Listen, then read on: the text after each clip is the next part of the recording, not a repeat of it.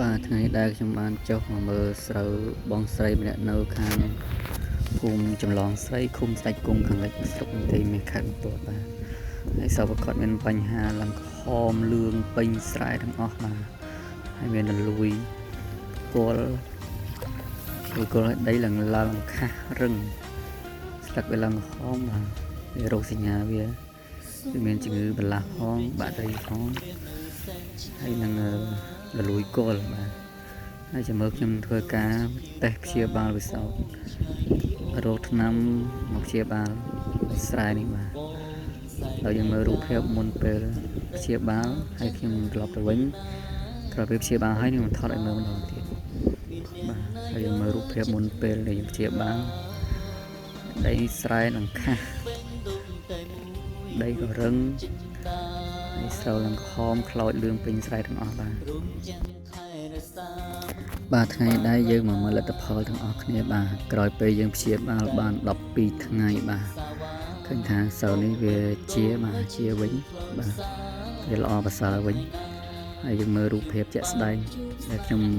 ថតមុនព្យាបាលនិងក្រោយព្យាបាលបាទជាពិសេសចំណាំនៃដើមត្នោតនេះបាទនេះរូបភាពដែលខ្ញុំមុនព្យាបាលបាទហើយនេះក្រោយពេលខ្ញុំព្យាបាលរួចបាទហើយសម្រាប់ថ្នាំព្យាបាលខ្ញុំអត់បានបង្ហាញនៅក្នុងវីដេអូនេះទេគឺខ្ញុំនឹងដាក់លេខទូរស័ព្ទ Telegram របស់ខ្ញុំសម្រាប់បងប្អូនតាក់ទងសួរនាំដែលអត់គិតថ្លៃបាទតាក់ទងបញ្ហាលើដំណាំស្រូវជួបបញ្ហាផ្សេងព្រោះអីបើខ្ញុំបង្ហាញថ្នាំទៅស្រូវយើងមិនកើតធ្ងន់ធ្ងរឬមួយក៏កើតមានបញ្ហាផ្សេងគ្នាក៏យើងប្រើថ្នាំហ្នឹងក៏វាខុសបច្ចេកទេសបាទអត់បានទទួលផលទេបាទអញ្ចឹងយើងទាមទារឲ្យសិក្សាតាំងពីឫសតាំងពីដើមតាំងពីស្លឹករោគសញ្ញាវាបែបម៉េចយើងត្រូវប្រើថ្នាំបែបម៉េចតាមបច្ចេកទេសហើយនឹងប្រើបែបម៉េចបានកាត់បន្ថយការចំណាយឲ្យអស់លុយតិចបាទបើសិនជាធ្ងន់ធ្ងរឌីសោនេះគឺយ៉ាងអស់កែលដែលបានមកធុងអត់ខំជាង 10000 រៀលទេបាទសម្រាប់ថ្នាំព្យាបាលស្រូវនេះវាច្រើនមុខហើយបញ្ហាក៏ច្រើនដែរបាទ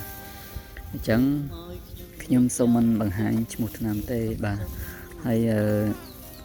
ដោយសារខ្លាចបងប្អូនឃើញស្រូវកើតរោគសញ្ញាក្រហមលឿងទៅទិញតាមបាញ់ហើយបាញ់ទៅអត់មានប្រសិទ្ធភាពបាទអញ្ចឹងវាមានមូលហេតុផ្សេងគ្នាទៀតបាទ